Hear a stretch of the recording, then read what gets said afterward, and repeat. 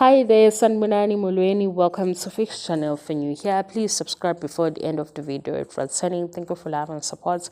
I appreciate you. Uthando nesithembu. Wait guys, kunalezi ngubo abayigqokile kulo season 8 abasibingelela ngazo. Sengikhohle ukuthi kuthiwani ngesingisi.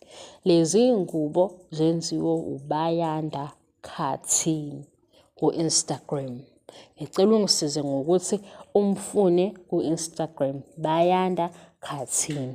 Lena yeyinamba ngiyayifuna mina ukuthi wena uzifunele inamba because ubugebengu buningi. And Instagram ngiyawuthemba ukuthi uzothola umnikazi walomsebenzi. Ngase ngithi ke ugqokise ulachonco. Angisho ukuthi njalo ulachonco uma umbona osuke egqokise uBayanda Cutting.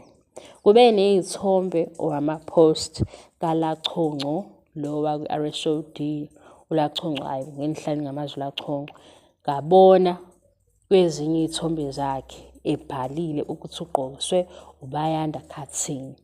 Kwasi indlela uMangwabe engabo mhlawumbe ngabona isithombe saMangwabe ngathi hayi umsebenzi kaBayanda ke lo ngeke futhi ngathi nje cha mawuthi umuntu wala wabo hayi bengaqamba amanga ngoba bazoyekopelile kanti ngempela uyena uBayanda Cutting osebenze noThando Nesithembu ku season 8 wabenzela lezi ngubo ke eyama ibomvu angikhumbuli zonke eyaMangwabe yahle kahle yangenza ngabona ukuthi awu nayi ingubo ya lachonco noma zingafani ngqo kodwa siyabona ukuthi unomsebenzi ocishe ufane.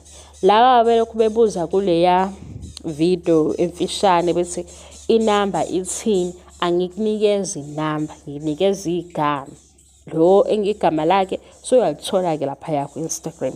Ingubo azenza amangizibuka zinobu traditional wedding more than traditional wedding, so ungaba umuntu ofuna ingubo ezikanjalo o enye into futhi engakwazi ukwenza kodwa sengenginayo umsebenzi wakhe ulapho nje ko modern traditional wedding imembeso le yesimanje manje uyabona more than Zulu wedding o noma ngabe imuphi kodwa nje kunobuculture kunobumodern kanjalo. Ulachonco ke engambona ephindaphindile bekuyi lama hours bekubona ngabona ukuthi ubegqose uBayanda Cutting bekuyini konje futhi enye mhlambe ngase sengibona ama-post awu5 kalachonco ngabona ukuthi ugqokise uBayanda Cutting. Ngiboneke lapha comment section bese ukuthi ayuqoqa ulachonco ugqokise ubani ngayifaka futhi lezi azenzelwe uBayanda Cutting. Omunye ngangambona odumile uKhosithwala no Nelisiwe if uNelisiwe Sibiya obekwi Durban Gen angaze yiphi enye TV show ayenzayo manje iScandal nizombona kodwa oku useRadio Presents nizoyifaka izithombe zakhe noThuso Mbedu wabagqokisa noPelthuso wabagqokisa nizoyibona nje into yakhe inobumodern inobuculture kuhle ukuthi ke mase kunamakhosikazi akababonseleke kuba necompetition lana ke ngithi ulachonco bengisebenzisa oseduzane engimkhumbulayo oke wabala ukuthi ugqokiswe uBayanda Cutting njengoba ke edumile kuBayanda Cutting sabona ukuthi sebekwenye level kulo season 8 mabefika nalezi ingubo zikaBayanda Cutting.